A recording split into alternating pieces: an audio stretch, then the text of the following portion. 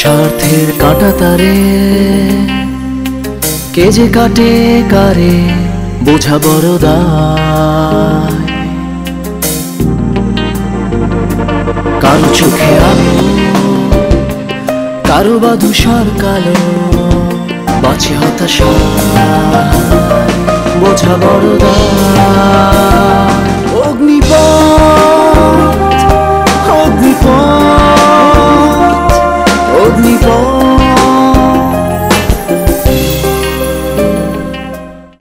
মা যেমন তোমার চোখে তোমাদের শত্রু, তুমিও কিন্তু ঠিক বন্ধুও নও,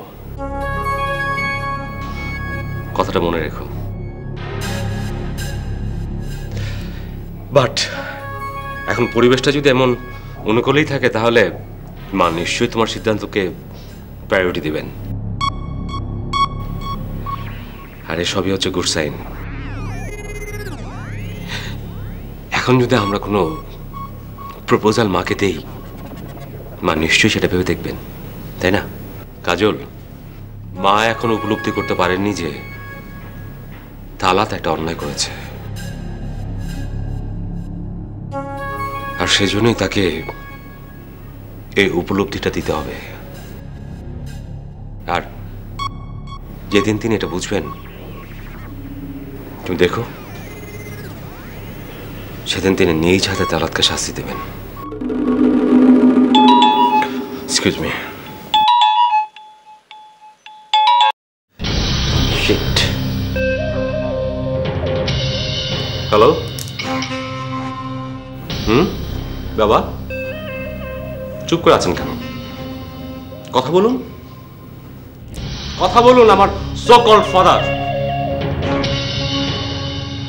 হ্যালো। কি পিকুলিয়ার, মাঝে মাঝে আমাকে ফোন করে বাবা বলে দাবি করে।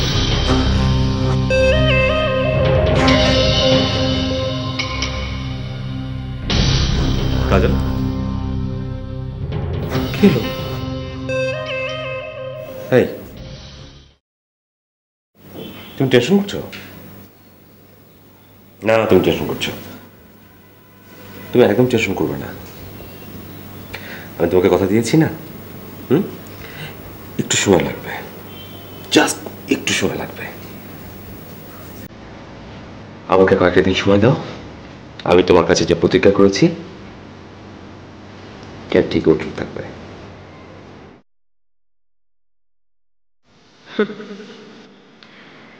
কিন্তু আমার পরিবারের মানুষগুলোর তো সেই সময়টাও নেই।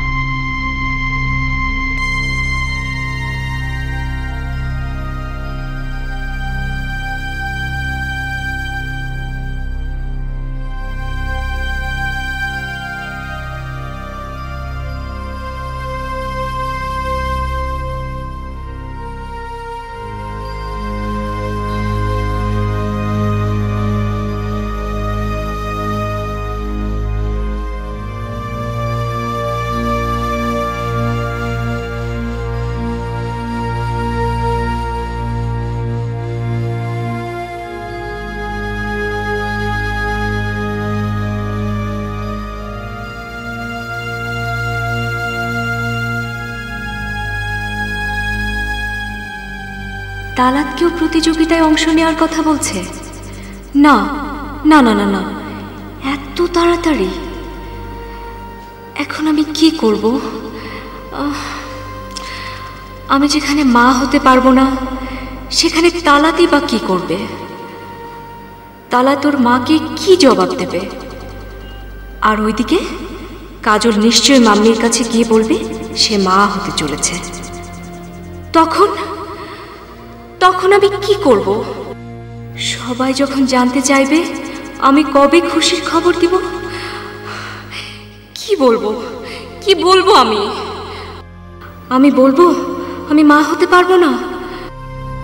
হায় আল্লাহ, হায় আল্লাহ, সারা দুনিয়া আমাকে নিয়ে হাসাহাসি করবে। না না না না, এটা হতে পারে না। আমার স্বামী যখন এই সত্য জানতে পারবে, ও তো আমাকে ছেড়ে চলে যাবে। না না না না, আমি কখনোই এটা হতে দিব না। তোর সাথে এইটাই হবে।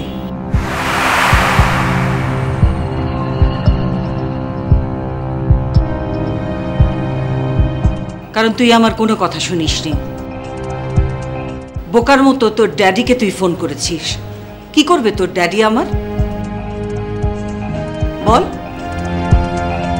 আমি যদি তোকে তোর কলঙ্কের জন্য এই বাড়ি থেকে বের করে দিই, তখন কে তোর পাশে এসে দাঁড়াবে? কে? কেউ না। একমাত্র কাজল ছিল যে তোর পাশে এসে দাঁড়াতে পারত। তাকেও তুই তোর শত্রু বানিয়ে ফেলেছিস। তোর বাবার প্রাচুর্যের খুব দেমাগ তোর, না? তুই তো একটা ভিখারির চাইতেও বেশি গরিব। কারণ তুই তো একটা বন্ধা বন্ধা বন্ধা বন্ধা বন্ধা বন্ধা বন্ধা।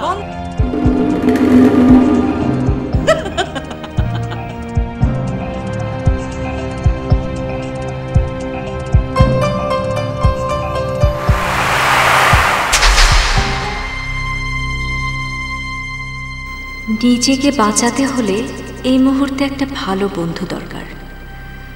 শ্যামা তো বন্ধু হওয়ার যোগ্যই না, আর বাকি যারা আছে সব তো আশ্রিত। একমাত্র যাকে আমি বন্ধু ভাবতে পারি সে হচ্ছে কাজল। আমি যদি ওর কাছে গিয়ে ক্ষমা চাই, তাহলে বন্ধুত্ব হওয়ার সম্ভাবনাও আছে। ও কি আমাকে ক্ষমা করবে? চেষ্টা করতে দোষ কি? আমি যদি ওর কাছে ক্ষমা চাই, মাম্মির কথা অনুযায়ী ওরও তো আমার কাছে ক্ষমা চাওয়ার কথা। ওকে,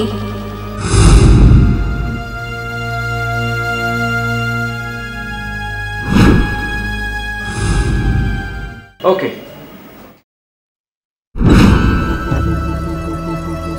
কি ব্যাপার, রাস্তার মাঝখানে এসে দাঁড়ালে কেন? আমি মোটেও রাস্তার মাঝখানে এসে দাঁড়াইনি। আমি এদিকে যাচ্ছিলাম, তুমিই বরং আমার সামনে ঘুরে দাঁড়িয়েছো। এনিওয়ে, তোমাকে অবশ্য আমার একটা প্রশ্ন করার ছিল। কি প্রশ্ন? তাড়াতাড়ি বলো। মাম্মি তো এবার তার দুই ছেলের মধ্যে সেই রকম একটা কম্পিটিশন লাগিয়ে দিল। এই কথাটার অর্থ কি? আচ্ছা তালাত, এত অস্থির কেন তুমি বলো তো? অবশ্য অস্থির থাকবেই না বা কেন? ঘরে তোমার সুন্দরী বউ, সেটা তোমাকে সারাক্ষণ অস্থির করেই রাখে। আচ্ছা, সোহা আর আমার মধ্যে আসলে পার্থক্যটা কি বলতো? এই, তোমার মাথা থেকে এই প্রেমের ভূত এখনো নামেনি? প্রেমের সাপ একবার যাকে ছোবল দেয়, সে বিষ কি সহজে নামে? তাহলে একটু বিষ পান করে কাহিনী খতম করে দাও। তারপরও দয়া করে আমার রাস্তা থেকে সরে দাঁড়াও প্লিজ। আমার কথাটা তো শেষ করতে দাও। শোনো তালাত, মেয়েরা কখনোই চায় না তার মনের মানুষ অন্য কারো কাছে হেরে যাক। আর মাম্মি এই হার জিতের খেলাটা খুব ভালো করেই শুরু করেছে। শোনো, শকুনের দোয়ায় কখনো গরু মরে না। মাম্মিকে সুখবরটা আমরাই প্রথমে দেব, তোমাকেও শোনাবো। কারণ আমার খুব মনে হচ্ছে এই ব্যাপারটা নিয়ে মাম্মির চেয়ে তুমিই বেশি চিন্তিত। অন্তত এই খবরটা শোনার পরে তোমার মাথা থেকে এই প্রেমের ভূতটা নামিয়ে নিও প্লিজ।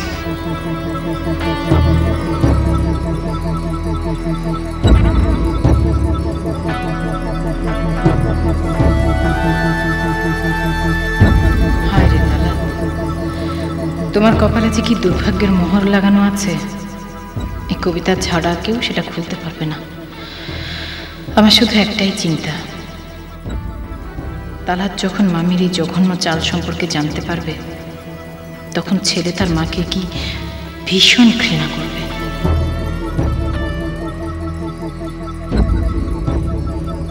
কবিতাবু, সাহেবকে দেখেছেন? না তো, কেন রুমে নেই? না, ও রুমে নেই। ইনফ্যাক্ট পুরো বাড়ি খুঁজেছি, ও কোথাও নেই। সে বিকাল থেকে খুঁজে পাচ্ছি না আমি। এই কাজল যখন থেকে এই বাড়িতে পা রেখেছে তখন থেকে সার কেমন যেন আনমনা হয়ে থাকে।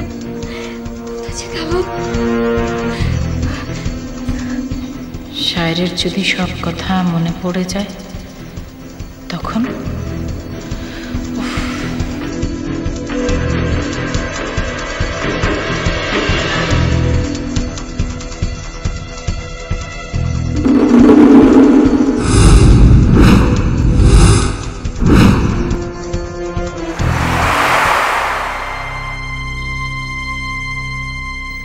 ওরা স্বামী স্ত্রী মনে হয় কোনো বিষয় নিয়ে কথা বলছে।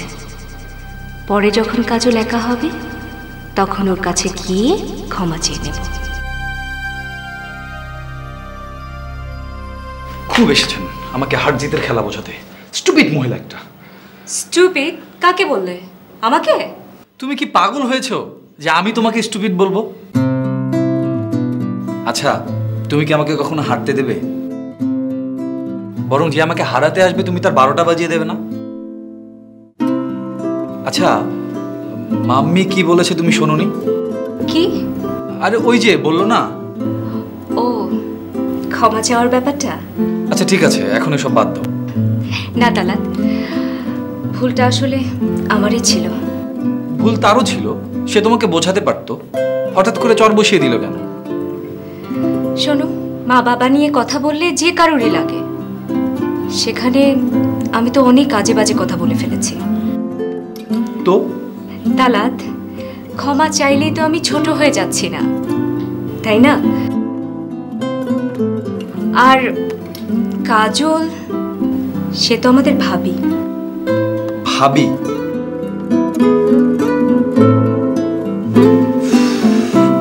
এই ভাবি আমার রাতের ঘুম হারাম করে দিয়েছে। অবশ্য আমিও চাইছিলাম যে তুমি ক্ষমা চেয়ে সম্পর্কটা ঠিকঠাক করে নাও।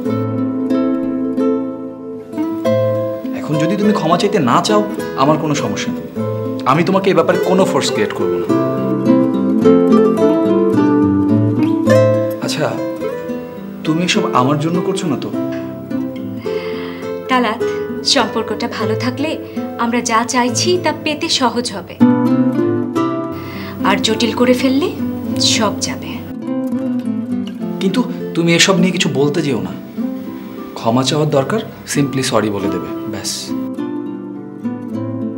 তবে তার আগেই মাম্মিকে সুখবরটা আমরাই দেব। মাম্মিকে বলবো যে তিনি দাদি হতে চলেছেন।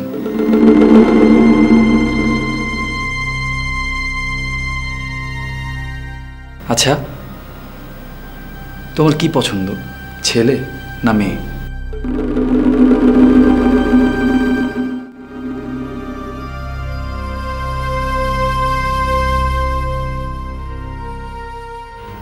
এই কি হলো, কোথায় হারিয়ে গেলে? তুমিও নিশ্চয়ই স্বপ্ন দেখতে শুরু করেছো। তুমি নিশ্চয়ই মেয়ে চাও। শোনো, ওই ঘরে অলরেডি কিন্তু প্ল্যানিং শুরু হয়ে গেছে আমাকে হারিয়ে দেবার। তুমি নিশ্চয়ই চাও না আমাকে কেউ হারিয়ে দিক।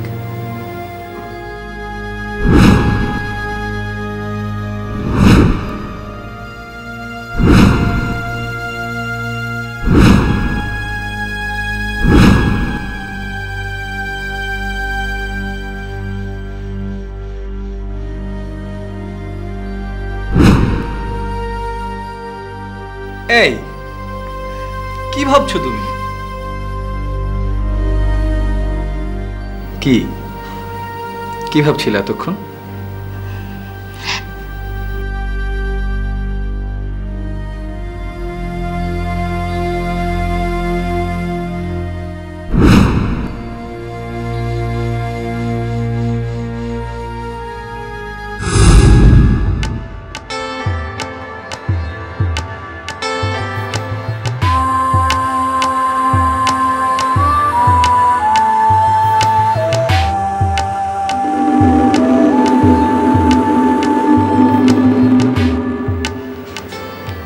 মা, তুমি কিছু বলবে আমাকে? কি বলবো? শায়রের কোনো খোঁজ খবর পাওয়া গেল? না মা, এখনো কোনো খোঁজ পাওয়া যায়নি। কাউকে কিছু না বলে যে শায়ের কোথায় গেল, এত টেনশন হচ্ছে। ছেলেটা যে বাড়ি ছেড়ে চলে গেল এ নিয়ে কারো কোনো মাথা ব্যথা নেই। তোরা আসছি যার যার ধান্দায়। মা, এটা তুমি কি বলছো? শায়ের স্বীকার করুক আর না করুক, ও তো আমার ভাই, আমার আপন ভাই। ওর সাথে আমার রক্তের সম্পর্ক, আমি কি করে অস্বীকার করব মা?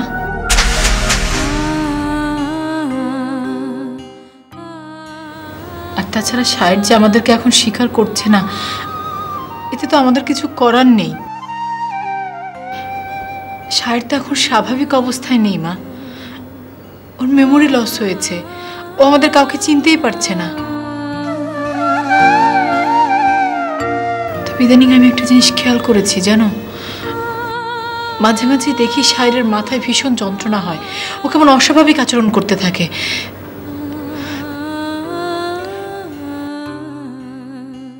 একবার যদি ওর মেমোরিটা ফিরে আসতো, তখন ও আমাদেরকে ঠিকই চিনতে পারত। শায়ের কখনো কোনোদিন কাউকে না বলে যায় না। কি হলো যে হঠাৎ একেবারে বাড়ির বাইরে চলে গেল? আমার কি মনে হয় জানিস কবিতা, কাজল এ বাড়িতে আসার পর থেকে ও কেমন যেন পাল্টে গেছে। কাজলের এ বাড়িতে থাকাটা ওর কাছে ভালো লাগেনি, তাই মনে হয় বাড়ি ছেড়ে চলে গেছে। মা দাঁড়াও দাঁড়াও, কাজল এ বাড়িতে আসার পরও যদি পাল্টে যায়, তার মানে হচ্ছে কাজলের সাথে ওর কি রিলেশন ছিল সেটা ওর মনে পড়েছে, কাজলকেও চিনতে পারছে। মা, তার মানে তো শায়ের মেমোরি ফিরে আসছে। আর কয়েকটা দিন ধৈর্য ধরো মা, আর কয়েকটা দিন অপেক্ষা করো, এরপর নিশ্চয়ই শায়ের আমাদেরকেও চিনতে পারবে।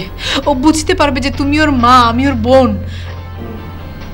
তাই যেন হয় কবিতা, তাই যেন হয়। তাহলে শায়েরকে আর তোকে নিয়ে আমি সোজা গ্রামের বাড়িতে চলে যাব। আমি কারো কোনো কথা শুনবো না, তোদেরকে কোনো কিছু বলতে দিব না। আর এই বাড়িতে আমি এক মুহূর্ত থাকবো না। এ বাড়িতে থাকতে আমার মনে হয় যে দোজকের মধ্যে আছি। একটা কথা দেখ, এই যে শাহের যে চলে গেছে, এ নিয়ে কারো কোনো মাথা ব্যথা আছে? এ বাড়িতে এমন একটা লোক নেই যে শাহেরকে খুঁজে একটু বের করবে। মা, মা তুমি একটু শান্ত হও, শাহের ঠিকই বাড়ি ফিরে আসবে, তুমি একদম দুশ্চিন্তা করো না। শাহের বাড়ি ফিরে আসুক, আল্লাহ আল্লাহ করে যদি ওর মেমোরিটা ফিরে আসে, তারপর আমি ওই জিনাত মির্জাকে এমন শিক্ষা দেব। না, আমি এসবের মধ্যে নাই।